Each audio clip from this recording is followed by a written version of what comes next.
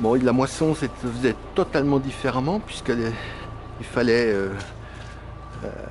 moissonner. Donc à l'époque, on moissonnait par gerbe, c'est-à-dire qu'on coupait le blé entier et puis on le ramenait, on le stockait dans les granges et puis après on le battait. Alors au début à main et puis après sont arrivées les batteuses. Donc ça durait un mois ou moins. Les périodes de battage, moi les derniers que j'ai vus, ça durait un mois.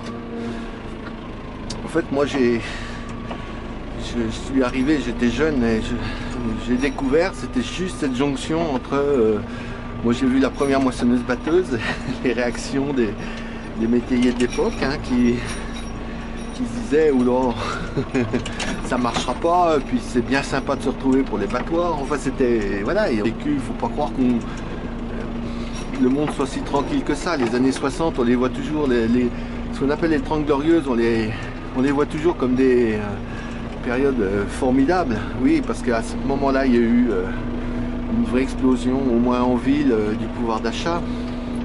Mais il ne faut pas croire que ça se soit passé silencieusement, sans heurts, ou que tout le monde adhérait. Hein. Moi, je me souviens de discussions avec le premier tracteur ici, alors c'était encore un système très patriarcal, hein, c'est-à-dire que le métayer le plus âgé, c'est lui qui commandait. Hein. Et donc, il y avait voilà, pour être gentil, je dirais qu'il y avait une très très forte résistance à la mécanisation. De même qu'il y a eu à chaque évolution technique de très très fortes résistances. Hein.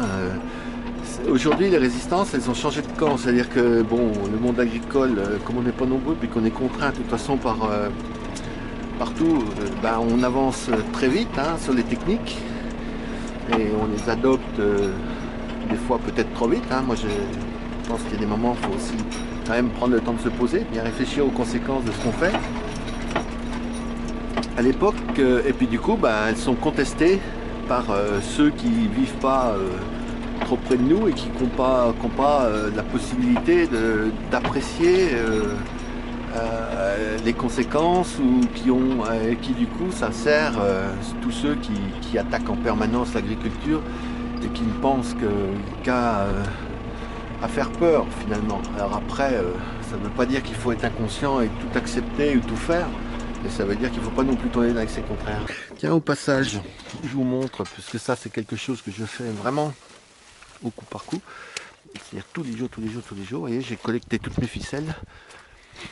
Et derrière, bah, j'ai plusieurs endroits stratégiques sur la ferme. Quand je dis stratégique, il faut que les sacs soient des endroits où je descende. Pour éviter que je ne descende pas à chaque fois parce que mes ficelles. Et voilà, tout ça c'est recyclé. Donc voilà, on peut vraiment se poser des questions sur un paquet de choses, sur les grandes évolutions. C'est pas inintéressant de se dire que, ou de sourire un peu des fois quand on écoute ça.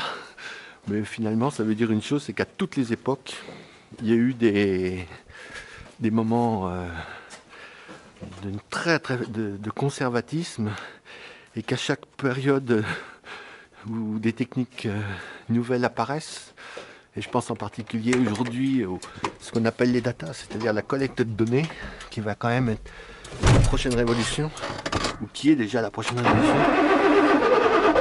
Bah, on voit bien toutes les résistances se faire, mais on peut dire la même chose aussi sur des techniques OGM et tout.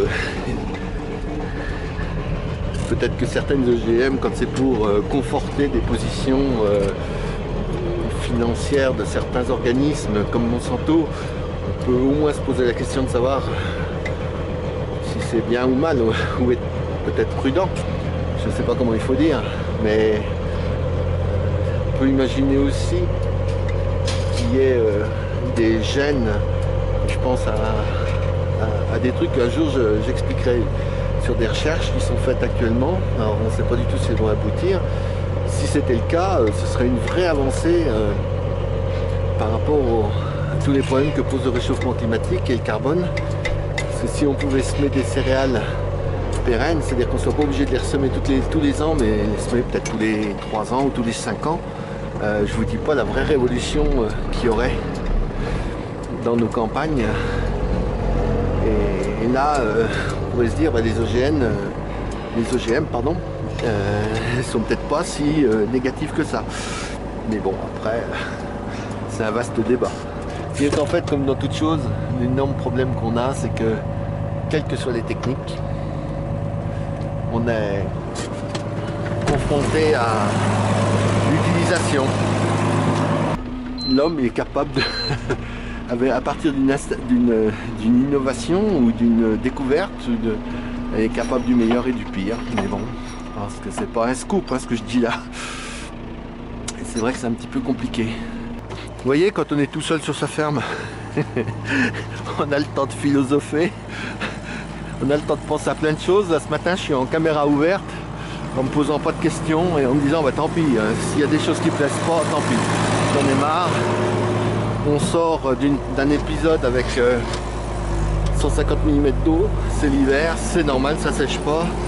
Ben, ma foi, s'il y a de la patouille, si les bêtes sont pas tout à fait aussi clean que je sais pas quoi, je vais pas m'arrêter de filmer pour autant, je vais continuer.